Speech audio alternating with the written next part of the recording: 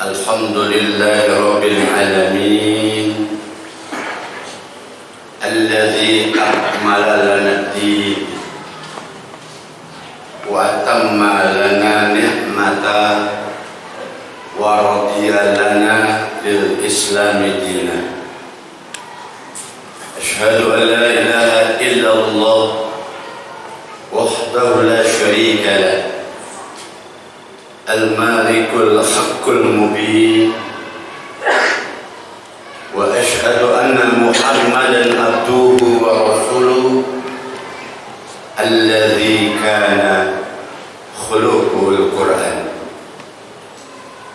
Allahumma salli wa sallim ala Muhammadin wa ala alihi wa ashabihi wa tabi'in wa tabi'ut tabi'in lahum bi ihsani ila yaumiddin. Amma ba'du, fa ya ibadallah, usi wa nafsi wa iyyakum bi taqwallah, faqad fazal muttaqun. A'udzu billahi minasy syaithanir rajim. Bismillahirrahmanirrahim. Ya ayyuhalladzina amanu ittaqullaha haqqa tuqatih wa la tamutunna illa wa antum muslimun. Shadaqallahul azim. Ma'asyiral muslimin,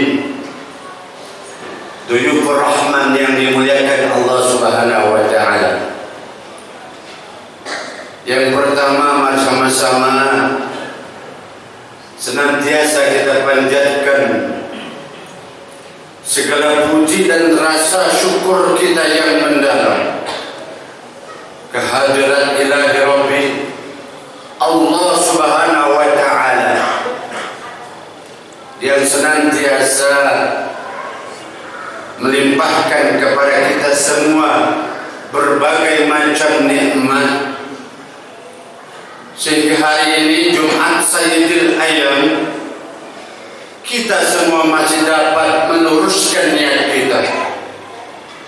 Kita semua masih dapat melangkahkan kaki kita menuju rumah Allah yang mulia ini dalam rangka menggugurkan salah satu kewajiban kita, yaitu sholat Jumat berjamaah.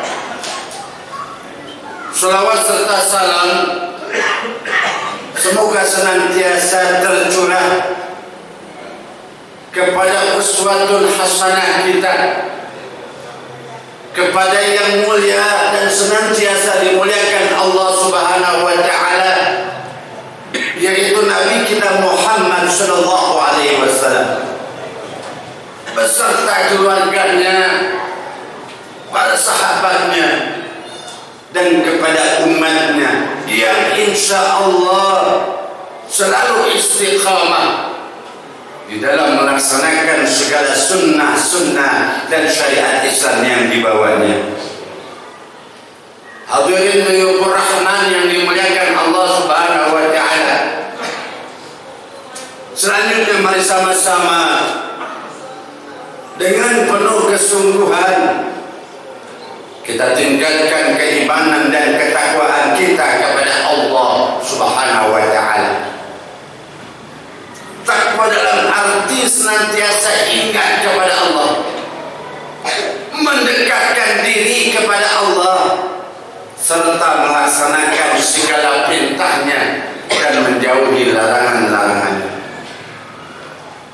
Mudah-mudahan dengan wasilah takwa ini kita semua akan memperoleh kebahagiaan dan keselamatan hidup kita dari dunia sampai kepada alam akhirat, sebagaimana Allah jelaskan dalam surat Yunus ayat 63 sampai dengan ayat 64. Hadirin kaum muslimin, sidang salat Jumat duyufur rahman yang dimuliakan Allah Subhanahu wa ta'ala,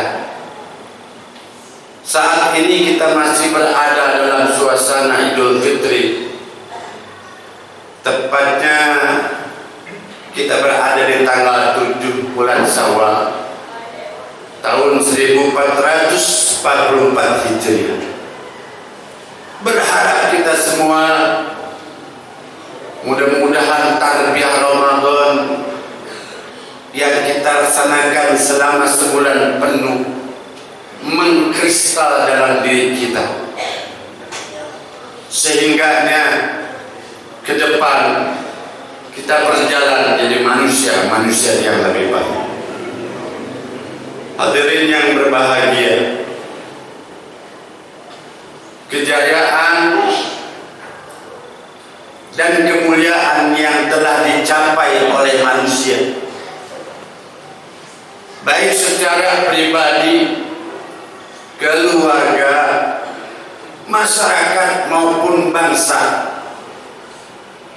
tidak menutupi kemungkinan akan mengalami keruntuhan dan kehancuran. Hal itu terjadi manakala manusia tidak lagi memenuhi petunjuk Allah Subhanahu wa Ta'ala dan Rasul. Oleh karena itu, kehancuran yang mungkin terjadi pada diri kita masing-masing harus kita cegah, yaitu dengan senantiasa memperhatikan, dengan senantiasa menuruti petunjuk Allah Subhanahu wa Ta'ala dan Rasulnya. Hadirin rahimakumullah, dalam hadis yang diriwayatkan oleh Imam At-Tabrani yang sanadnya dari Anas bin Malik radhiyallahu anhu, Rasulullah sallallahu alaihi wasallam telah memberikan petunjuk kepada kita agar kita semua dapat menghindarkan diri kita dari kehancuran. Beliau bersabda, salasatun munsiyatun, ada 3 perkara yang dapat menyelamatkan hidup kita. Melalui hadis di atas, Rasulullah SAW menjelaskan kepada kita bahwa ada 3 petunjuk Allah yang dapat menghindarkan diri kita dari kehancuran. Oleh karena itu, mari sama-sama kita aplikasikan petunjuk-petunjuk Allah itu dengan sungguh-sungguh dalam kehidupan kita sehari-hari. Petunjuk yang pertama agar kita selamat dari kehancuran adalah khasyatullah bisirri wal alani. Artinya takut kepada Allah, baik dalam keadaan sembunyi-sembunyi maupun dalam keadaan terang-terangan.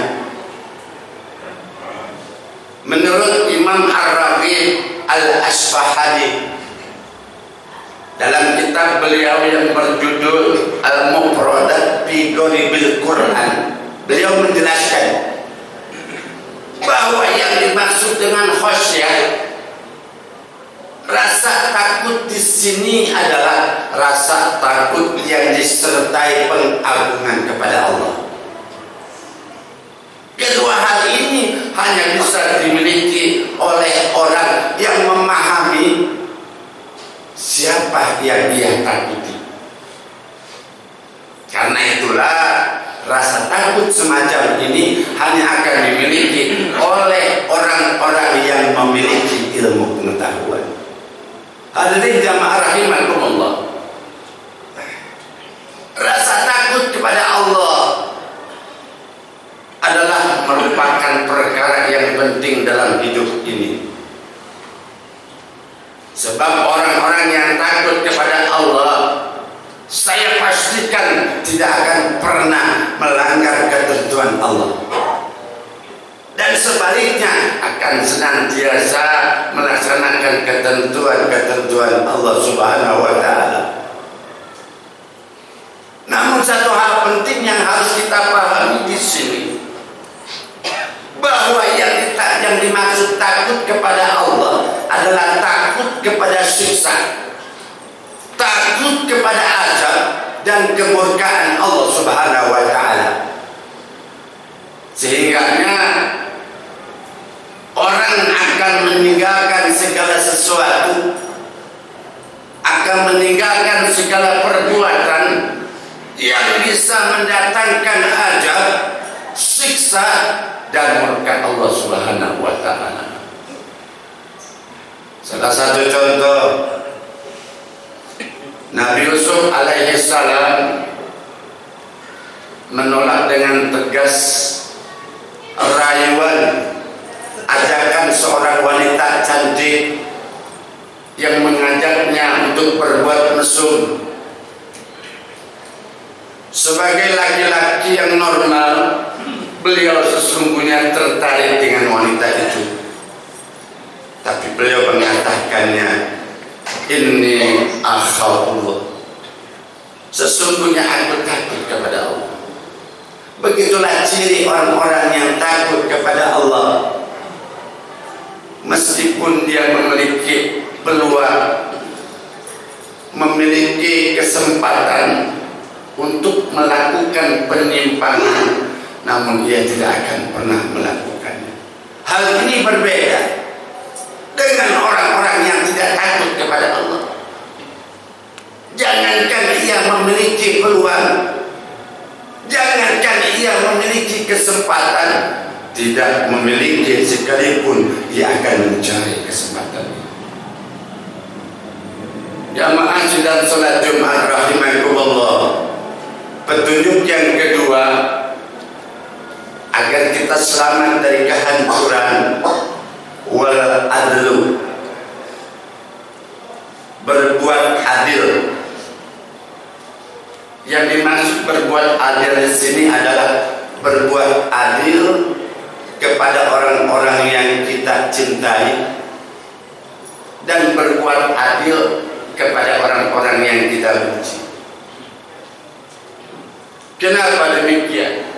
Dalam kehidupan masyarakat akan terjadi kebahagiaan, akan diperoleh keselamatan jika keadilan ditegakkan di atas muka bumi ini.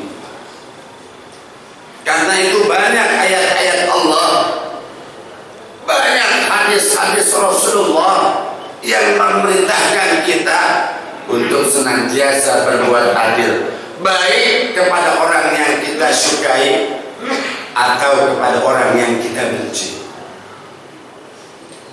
Jangan sampai kita berbuat baik hanya kepada orang-orang yang kita sukai. Jangan sampai kita berbuat adil hanya kepada orang-orang yang kita sukai, dengan memberikan kemudahan yang berlebihan, dengan tidak memberikan hukuman meskipun kesalahan yang dia lakukan sudah sangat besar.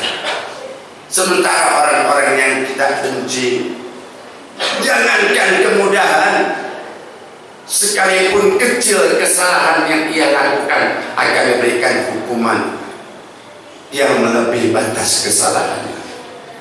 Hadirin, jika sudah demikian, mari sama-sama kita kembali kepada peringatan Allah Subhanahu wa Ta'ala yang terdapat dalam surat An-Nahl ayat 90, yang artinya sesungguhnya Allah telah memerintahkan kita untuk berbuat adil dan berbuat kebaikan, memberi kepada kerabat dan melarang untuk melakukan perbuatan keji, kemungkaran dan permusuhan. Allah memberikan pengajaran kepada kita agar kita semua dapat mengambil pelajaran. An-Nahl ayat 90. Kemudian petunjuk yang ketiga yang disampaikan oleh Rasulullah SAW agar kita semua dapat menghindarkan diri kita dari kehancuran adalah wal qasdu fil faqri wal ghina. Artinya hidup sederhana, baik kita dalam keadaan miskin maupun dalam keadaan kaya. Karena pola hidup sederhana inilah sesungguhnya yang akan membawa kepada kita pada kebahagiaan dan keselamatan. Hanya barangkali timbul pertanyaan dalam benak kita masing-masing. Kenapa dalam hadis Rasulullah memerintahkan kepada kita untuk hidup sederhana, baik dalam keadaan miskin maupun dalam keadaan kaya? Kalau kita memiliki status sosial yang kaya, bisa jadi pantas. Kalau Rasulullah memerintahkan kita untuk hidup sederhana dengan tidak melakukan pemborosan terhadap kekayaan kita, dengan tidak melakukan perbuatan yang sia-sia, dengan cara bermegah-megahan. Karena Allah Subhanahu wa taala menegaskan innal mubashirina kanu ikhwanas syayatin. Sesungguhnya pemboros itu adalah teman-teman setan. Kemudian apa yang dimaksud oleh Rasul? Dalam kondisi miskin sekalipun kita harus tetap hidup sederhana. Hal ini dimaksud adalah agar kita tidak merasa iri hati, agar kita tidak pernah merasa dengki dengan kekayaan yang dimiliki orang lain, dengan cara melakukan berbagai macam cara demi untuk mendapat kepuasan, untuk memperturutkan hawa nafsu, berhutang, melakukan pinjaman, bahkan sampai kepada unsur penipuan. Kalau sudah semacam ini keadaannya, maka kita artinya sudah berada dalam lingkaran setan. Kita sudah berada dalam kondisi yang tidak baik, menjadi budak para rentenir. Karena itulah Rasulullah SAW mengajarkan kepada kita dalam doa beliau sehari-hari. Beliau berdoa, Allahumma inni a'udzubika min ghalabatid dain wa qahrir rijal. Artinya, ya Allah, lindungilah aku dari lilitan hutang dan dominasi orang-orang yang ada di sekitar saya. Jamaah rahimakumullah. Demikian materi singkat yang saya sampaikan pada kesempatan ini. Mudah-mudahan pasca Ramadan kita menjadi manusia-manusia yang lebih bijaksana, menjadi manusia-manusia yang senantiasa takut kepada Allah, menjadi manusia yang senantiasa mampu berbuat adil, bukan hanya kepada diri, jadi juga kepada orang lain, dan menerapkan hidup pola sederhana. Karena inilah yang insya Allah akan senantiasa memberikan kebahagiaan dan ketenangan dalam hidup kita. Barakallahu li wa lakum bil Qur'anil azim wa nafa'ani wa iyyakum bima fihi minal ayati wa dzikril hakim wa taqabbala minni wa minkum tilawati. Aqulu qawli hadza astaghfirullahal azim li wa lakum wa lisa'il muslimin wal muslimat wal mu'minin wal mu'minat fastaghfiruhu innahu huwal ghafurur rahim. Astaghfirullah.